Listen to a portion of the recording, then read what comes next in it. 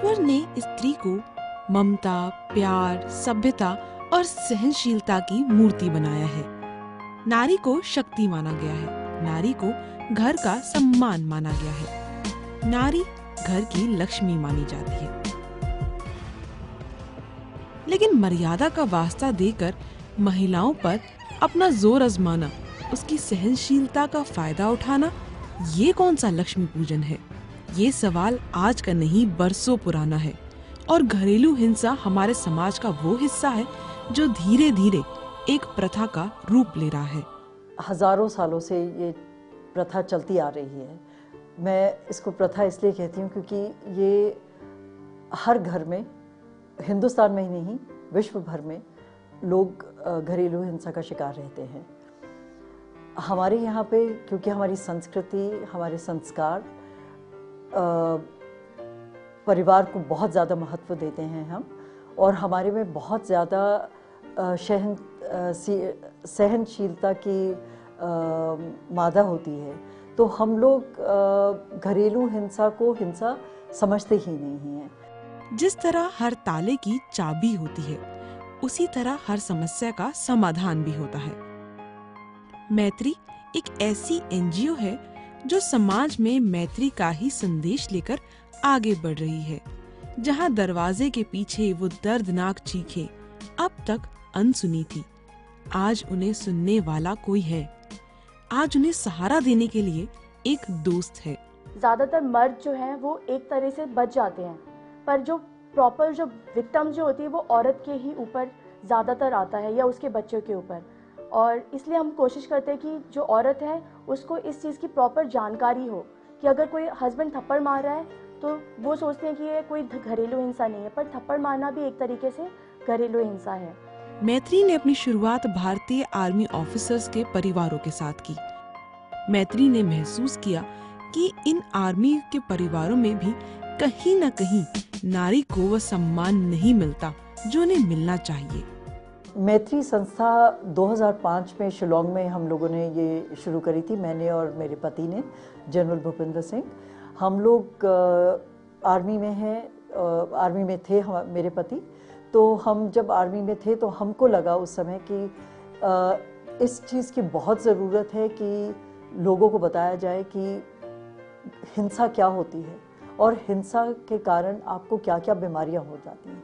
उस समय हम खाली सेक्सुअल और रिप्रोडक्टिव हेल्थ को देखते थे। लेकिन मैत्री का मकसद तो अब शुरू हुआ था।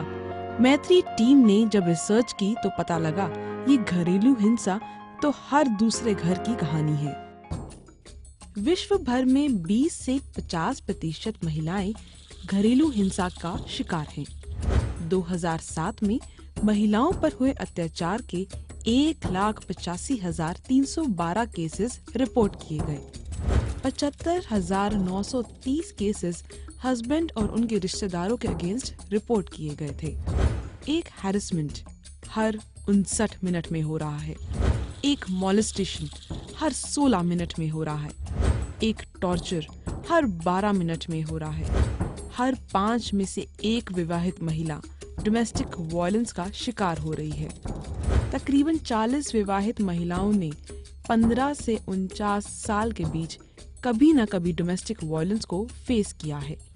एक अत्याचार महिलाओं पर हर 3 मिनट में हो रहा है। एक मौत दहेज के लिए हर 77 मिनट में हो रही है। एक सुसाइड हर 4 घंटों में हो रहा है। 19% महिलाओं का कहना है कि उनके हस्बैंड उन्हें मारते हैं। दिल दहलाने वाले आंकड़ों को देख मैत्री ने अपना हाथ उन सब के लिए बढ़ाया जो अब तक अंधेरे में किसी रोशनी के इंतजार में थी। डोमेस्टिक वायलेंस का शिकार विडोज भी है। ऐसे वायलेंस को अब तक सिर्फ मारपीट से ही क्यों जोड़ा जाता है, जबकि अपनों से ना मिलने देना, बेमतलब की बातों से मानसिक तौर पर कमजोर महसूस करवाना, ये सब भले ही शारीरिक चोट ना दे, लेकिन ये घुटन किसी फांसी से कम नहीं। आज भी कहीं घरों में जब बेटी की शादी की जाती है तो उसे कहीं अपनी आवाज ना उठाने की सीख दी जाती है, चाहे उसकी बात सही हो।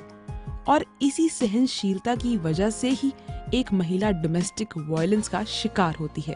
ऐसे में मैत्री उन्हें ना सिर्फ छत देती है बल्कि एक अनमोल रिश्ते जैसा सहारा भी देती है। हम एक प्रोजेक्ट कर रहे हैं वृंदावन में, जो कि विधवाओं के साथ है।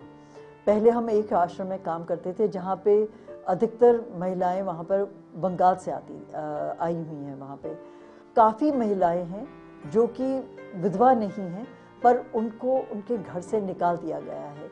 उनके पति ने उनको निकाल दिया है कि या तो वो कोई और औरत ले आए हैं घर में, या जो भी कोई और रीज़न रहे हैं।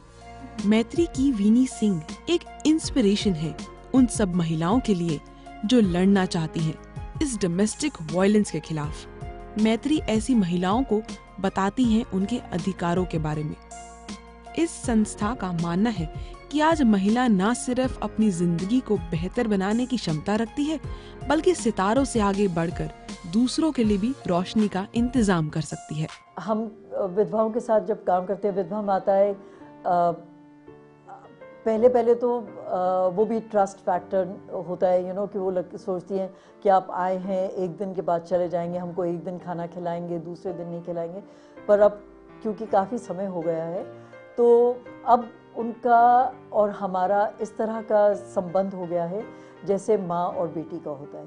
तो जब मैं जाती हूँ वहाँ पे, तो वो अपने हक से वो बोलती हैं कि आप मेरे को यमुना माँ के पास ले जाएं।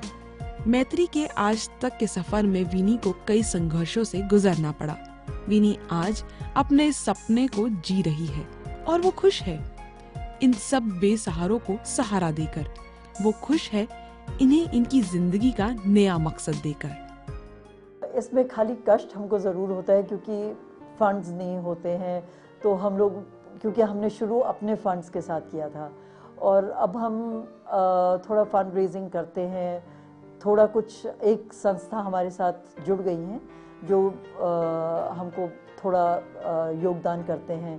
पर थोड़े हमारे अपने दोस्त वगैरह हैं, अपने जान पहचान के लोग हैं जो थोड़ा योगदान करते हैं। तो खाली हम लोगों की आई थिंक एक ही वो रहती है स्ट्रॉन्ग पॉइंट कि क्योंकि हम लोग अपने आप से काम करते हैं और हम लोगों को तनख्वाह की ज़रूरत नहीं है। हम भगवान की देन है कि आज के दिन में हम इस स्थान पे पहुंच गए कि हम वापस समाज को कुछ दे पाएं। वीनी और उनके साथियों का मानना है कि आज उनकी सफलता इन बेसहारों की खुशी में है, उनके प्यार में है। आज मैत्री से जुड़ा हर इंसान एक परिवार की तरह इनके साथ है। आई थिंक अचीवमेंट्स पे हम एक ही चीज़ को अचीवमेंट अपनी मानते हैं, जब हम अपनी स्पेशली विधवा माताओं के मुंह पे वो खुशी देखते हैं, उनकी आंखों में हैप्पीनेस देखते हैं, उनके आशीर्वाद हम देखते हैं और हम सुनते हैं कि आप कब आओगे अगली बार।